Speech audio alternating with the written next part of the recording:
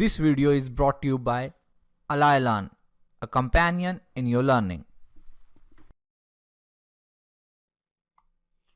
So this is our next topic, equivalent system. हमारे पास दो system हैं m लीनियर इक्वेशन में n वेरिएबल के अंदर. उनको हम इक्विवेलेंट कब कहेंगे? जब उनका सॉल्यूशन सेट जो होगा वो बिल्कुल सेम होगा. If they have exactly the same solution set. This is our definition for equivalent system. Let ax equal to b and cx equal to d be two systems.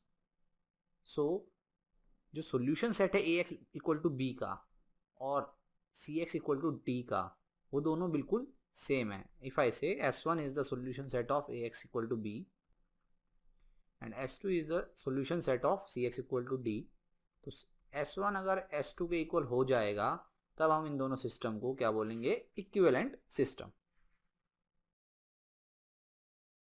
Suppose we have these two systems. ये हो गया ax equal to b, ये हो गया cx equal to d. जब मैं इसका solution निकालता हूँ,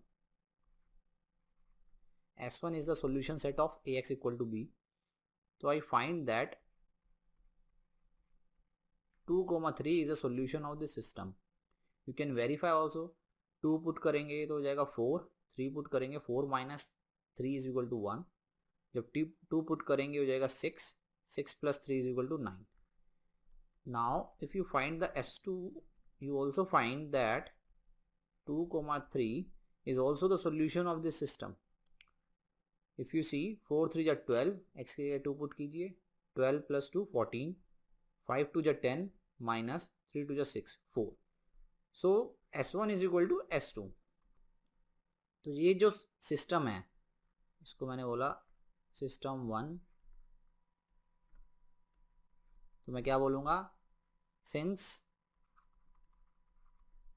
s1 is equal to s2, system 1 is equivalent to system 2. Now our next concept is row equivalence. एक मैट्रिक्स है हमारे पास D और एक मैट्रिक्स है C. D को मैं C का रो इक्विवेलेंट कब बोलूँगा? D is row equivalent to a matrix C if D is obtained from C by a finite number of row operations of types 1, 2 and 3. इसका मतलब ये है फाइनाइट नंबर ऑफ टाइम्स अगर एलिमेंट्री रो operation लगाने के बाद अगर मुझे C से D मिल जाए तो मैं D को C के रो इक्विवेलेंट बोलूँगा. Suppose R1, R2, Rn plus 1 मैंने ऑपरेशंस लगाए, रो ऑपरेशंस हैं, दीज आर रो ऑपरेशंस. इनको लगाने के बाद मुझे D मिला, तो this D is row equivalent to C.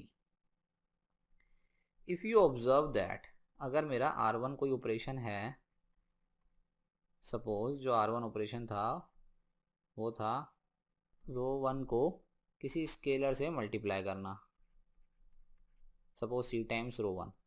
सो मैं इसका इन्वर्स ऑपरेशन भी डिफाइन कर सकता हूँ. कैसे? R1 इन्वर्स क्या हो जाएगा? रो 1 को C से डिवाइड करना. भाई जो इस ऑपरेशन को लगा के इफेक्ट आया था, मैंने R1 इन्वर्स से उसका इफेक्ट ख़त्म कर दिया. सो जो भी हमारे 3 ऑपरेशंस होते हैं एलिमेंट्री रो ऑपरेशंस, उन तीनों का इफेक्ट मैं ख़त्म कर सकता हूँ. Let these inverse functions are the corresponding inverse function of R1, R2, Rn plus 1. इनके मैंने इन्वर्स फंक्शन ले लिए हैं. इसका मतलब ये है अगर मैं an से d पे गया हूँ Rn प्लस 1 लगा के, तो मैं d से an पे आ जाऊँगा Rn प्लस 1 इन्वर्स लगा के. ठीक है. ऐसे ही मैं Rn लगा के an पे आ जाऊँगा, उसका इन्वर्स लगाऊँगा तो an माइनस 1 पे आ जाऊँगा. तो मैं D से उल्टा जाके वापस C पे पहुंच सकता हूँ. We can observe that I can reach C from D using inverse row operations or we can say reverse operations. तो इन रिवर्स ऑपरेशन से मैं D से C पे आ सकता हूँ.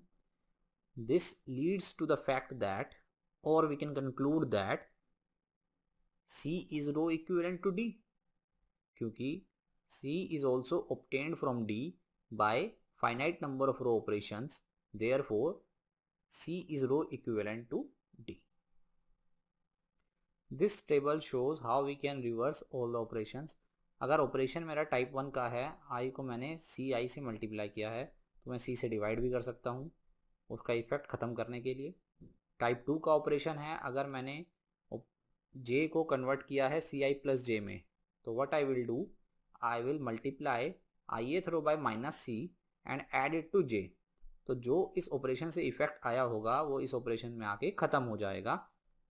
We can also undo the effect of operation third also. अगर मैंने किसी भी रो को किसी दूसरी रो से इंटरचेंज किया है तो दोबारा से इंटरचेंज कर दीजिए, रिवर्स ऑपरेशन हो जाएगा. So this is very important. अब ध्यान से सुनिए ये कहाँ पर लेके जा रहा है. इसका मतलब क्या है, अगर डी रो इक्विवेलेंट है सी के, तो सी भी रो इक्विवेलेंट हो गया डी के by definition only. So we have this theorem. If a matrix D is row equivalent to a matrix C, then C is row equivalent to D.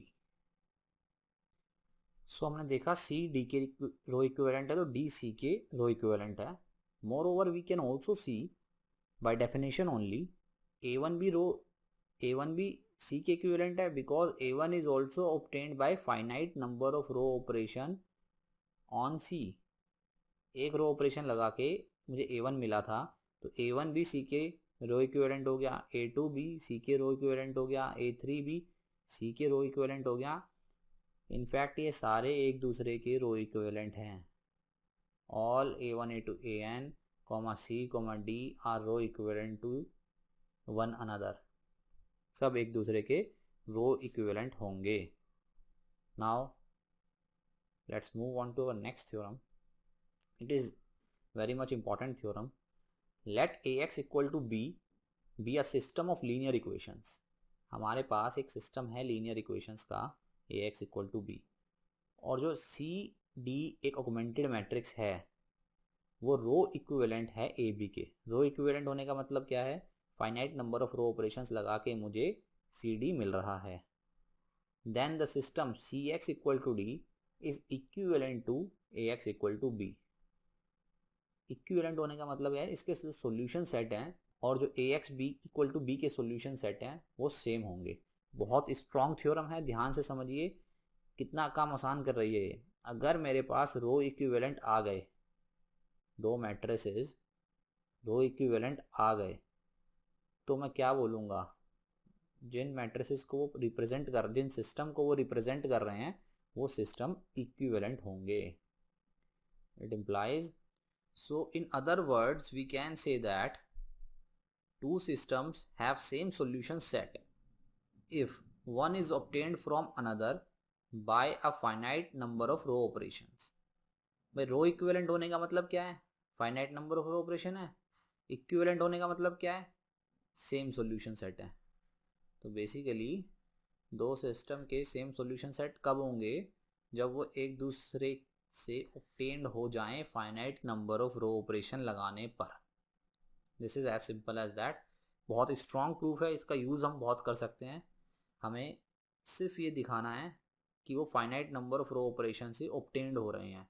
Basically अगर हम ये शो कर दें कि वे एक दूसरे से ऑब्टेनेबल हैं with finite number of row operations, तो हम बोल देंगे उनका सॉल्यूशन सेट सेम है, हमें अलग अलग सॉल्यूशन निकालने की ज़रूरत नहीं पड़ेगी. This is the use of this theorem. For better learning experience and detailed notes, sign up at allyland.com. Don't forget to submit your feedback at comment section of the allyland.com. Thank you for watching.